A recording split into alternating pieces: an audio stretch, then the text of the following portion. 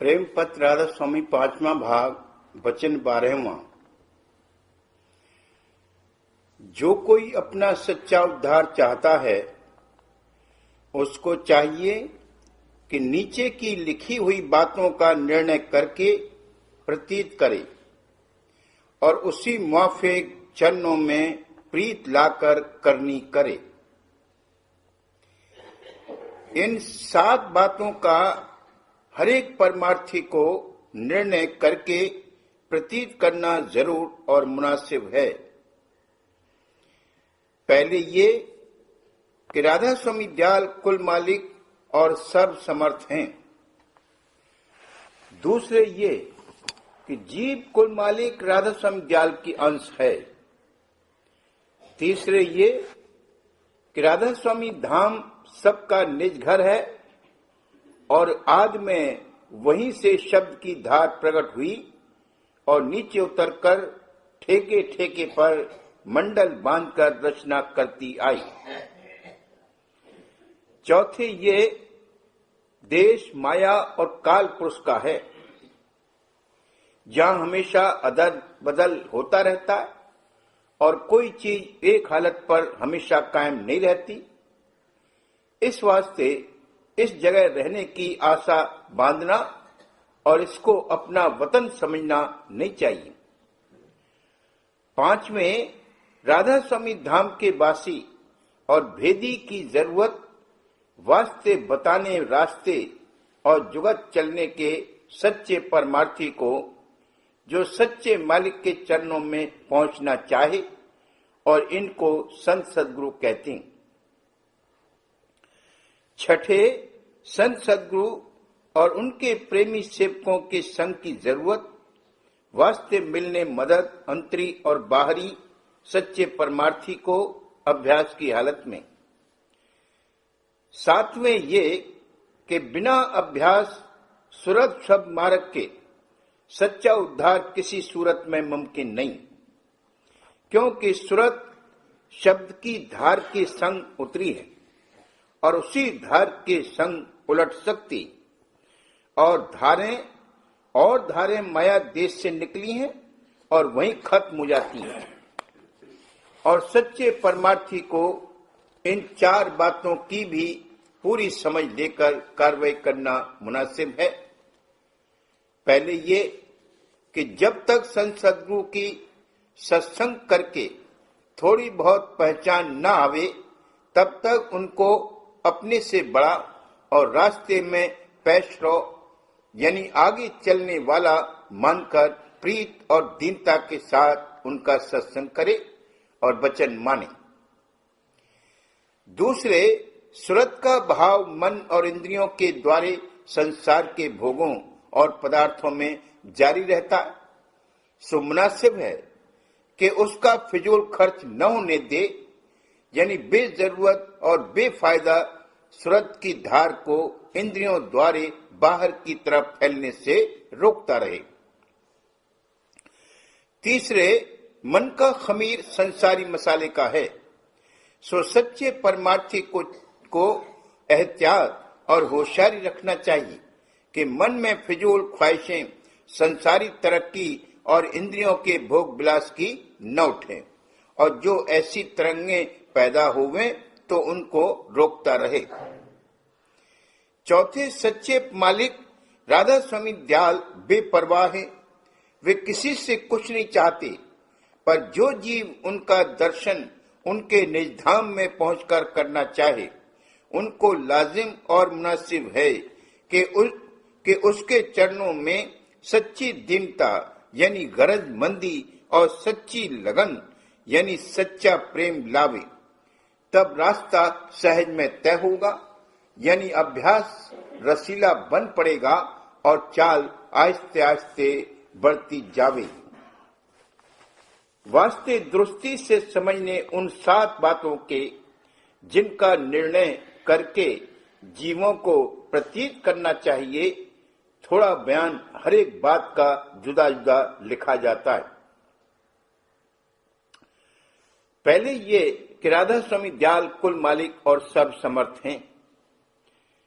सब जीव इस बात के कायल हैं कि कोई कुल मालिक इस रचना का जरूर है और वो सर्वसमर्थ है, लेकिन वास्ते दूर करने शक और संदेह किसी किस्म के यहां बयान किया जाता है कि जैसे इस लोक की रचना सूरज की धार के आश्रय है, ऐसे ही ये सूरज दूसरे सूरज का अधीन है और वो सूरज तीसरे का, और वो सूरज सतनाम सतपुरुष का, और सतनाम रूपी सूरज कुल मालिक राधा स्वामी दयाल के अधीन है। राधा स्वामी पद अनंत और अपार है, यानी उसके परे और कोई पद नहीं। दूसरे ये कि ये जीव कुल मालिक राधा स्वामी दयाल की अंश है। इसका सबूत भी जाहिर है। जरा गौर करने से मालूम होगा कि कुल रचना इस लोक की और इसी तरह से कुल लोकों की सूरतों यानी रूहों की हुई है और उन्हीं के आश्रय ठहरी हुई है। और जब वे पिंड को छोड़ देती हैं, उस वक्त पिंड यानी देह का अभाव हो जाता है। जैसे बीज से दरख्त पैदा होता है, ऐसे ही मनुष्य के वीर से मनुष्य, और यही हाल सब जानदारों का है। हर एक जिस्म में एक एक रूह बैठकर कार्रवाई उसकी करती है और कुल शक्तियां कुदरत और माया की सूरत यानी जीव के हुक्म के मुआफिक आपस में रल मिलकर कार्रवाई, पालन पोषण वगैरह उस देह की करती हैं। और जब कोई सूरत देह को छोड़ देती है, उस वक्त वही शक्तियां आपस में लड़ भिड़ कर उस देह को बिगाड़ देती हैं, यानी उसका अभाव हो जाता है। इससे साबित है कि सूरत चैतन्य की शक्ति से सब रचना हो रही है और उसी की ताकत से ठहरी हुई है और उसी के वियोग से उसका अभाव हो जाता है।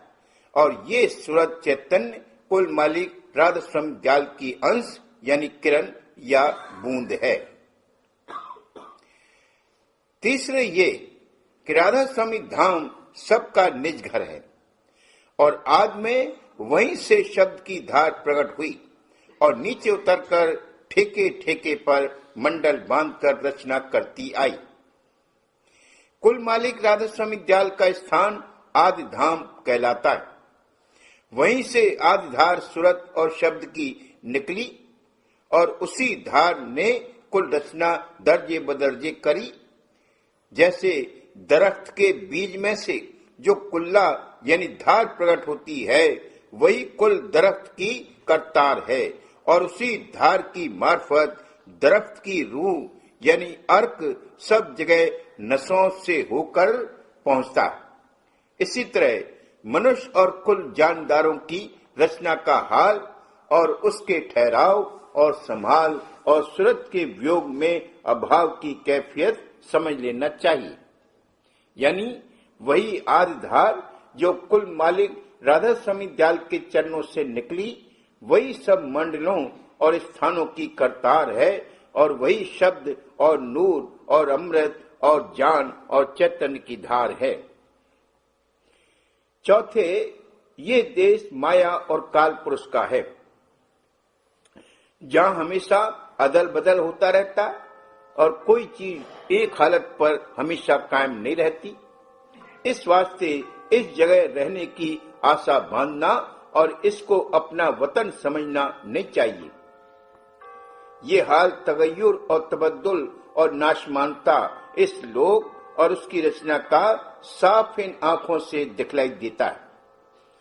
फिर समझदार आदमी को मुनासिब और लाजिम है कि अपने वतन यानी निज घर का जो राधा स्वामी धाम है, पता और भेद लेकर उस तरफ को चलना शुरू करे और इस दुनिया को अपना वतन या हमेशा ठहरने का स्थान न समझे, नहीं तो धोखा खाएगा, क्योंकि मौत सबके सिर पर गाज रही है और एक दिन ये देह और देश और इसका सब सामान और कुटुंब परिवार वगैरह जरूर छोड़ना पड़ेगा।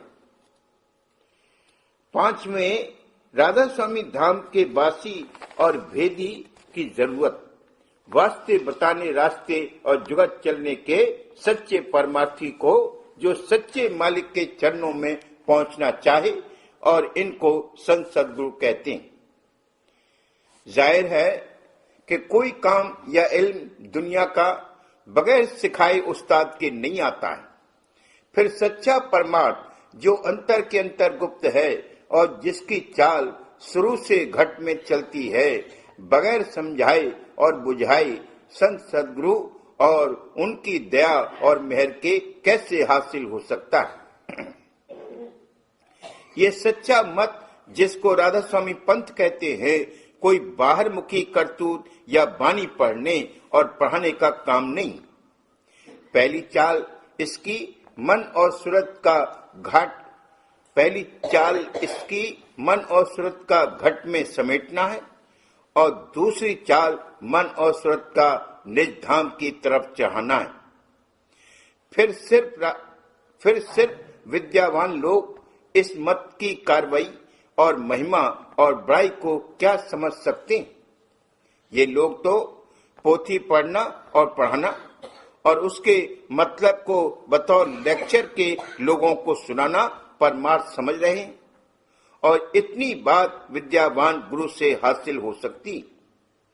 फिर संत सद्गुरु की महिमा को, जो कि रूह की धार पर सवार होकर कुल मालिक के धाम में आते जाते हैं, क्या समझ सकते हैं। सच तो ये है कि सिवाय संत सद्गुरु या साध या सच्चे प्रेमी के, जो कि सच्चा खोज और दर्द परमार्थ का दिल में रखता है, और किसी की ताकत नहीं कि संत सद्गुरु की कुछ भी पहचान कर सके या उनकी बड़ाई समझ सके। इस सबब से तमाम दुनिया के जीव निगुरे हैं, और जो कोई रस्म और टेक के बमोजे वंशावली या विद्यावान या भेखी या पंडित को गुरु मान रहे हैं, ऐसे गुरु आप निगुरे हैं और सच्चे गुरु की महिमा से बेखबर। इसी सबब से इन जीवों को कुछ फायदा सच्चे परमार्थ का हासिल नहीं होता, और न उनके हृदय पर सच्चे मालिक और संत सद्गुरु के प्रेम का रंग चढ़ता है। सच तो ये है कि बिना संत सद्गुरु के किसी जीव का, चाहे किसी मत में होवे, सच्चा उद्धार होना मुमकिन नहीं। छठे, संत सद्गुरु और उनके प्रेमी सेवकों के सत्संग की जरूरत। वास्ते मिलने मदद अंतरी और बाहरी सच्चे परमार्थी को अभ्यास की हालत में। जैसे संत सद्गुरु की जरूरत वास्ते हासिल करने उपदेश और दया की है, ऐसी ही जरूरत संत सद्गुरु और उनके प्रेमी जन के सत्संग की है। बगैर सत्संग के मत की समझ बूझ नहीं आती है, और न दुनिया और उसके सामान की हकीकत मालूम पड़ती, और न परमार्थ और उसके फायदे की कदर और महिमा समझ में आती, और न संसारी स्वभाव बदलती, और न भक्ति की रीति की खबर पड़ती, और न उसके माफे बर्तावा बरत सकता है, और न अभ्यास दुरुस्ती और आसानी के साथ बन सकता है, और न प्रीत और प्रतीत की जल्द तरक्की हो सकती। खुलासा ये कि बगैर संत सद्गुरु और प्रेमी जन के संग के प्रेम का रंग जैसा चाहिए नहीं चढ़ सकता, और न संत सद्गुरु की पहचान जिस तरह आनी चाहिए हो सकती, और न उनकी सेवा जैसी चाहिए बन सकती है, और फिर उनकी मेहर भी जिस कदर दरकार है कैसे हासिल हो सकती। साथ में ये कि बिना अभ्यास सूरत शब्द मार्ग के सच्चा उद्धार किसी सूरत में मुमकिन नहीं, क्योंकि सूरत शब्द की धार के संग उतरी है और उसी धार के संग उलट सकती, और धारें माया देश से निकली हैं और वहीं खत्म हो जाती। शब्द की धार से मतलब चैतन्य की धार से है। कुल कार्रवाई रचना वगैरह की इसी धार से हुई और हो रही। इस वास्ते जब तक ये धार उलटकर अपने भंडार यानी कुल मालिक राधा स्वामी दयाल के चरणों में न पहुंचेगी, तब तक घट की पिंडी और ब्रह्मांडी रचना का कारखाना बदस्तूर जारी रहेगा। घट बदलते रहेंगे, पर सूरत की धार जब तक भेद पाकर और जुगत समझकर अभ्यास करके यानी शब्द को सुनती हुई उल्टेगी नहीं, तब तक उसका बंधन ब्रह्मांडी और पिंडी देशों में रहा आवेगा। इस वास्ते कुल जीवों को जो देह धारण करने और उसके संग दुख सुख और जन्म मरण के कष्ट और क्लेश से बचना चाहते हैं, सूरत शब्द का अभ्यास करना जरूर और लाजिम है, क्योंकि सिवाय इसके दूसरा रास्ता और तरीका सूरत रूह के चाहने का माया देश के पार और पहुंचाना उसका राधा स्वामी धाम में रचा नहीं गया। जो कोई इस अभ्यास को नहीं करेंगे, वो माया के घेर में नीचू जोनों में भरमते और दुख सुख और जन्म मरण का क्लेश सहते रहेंगे।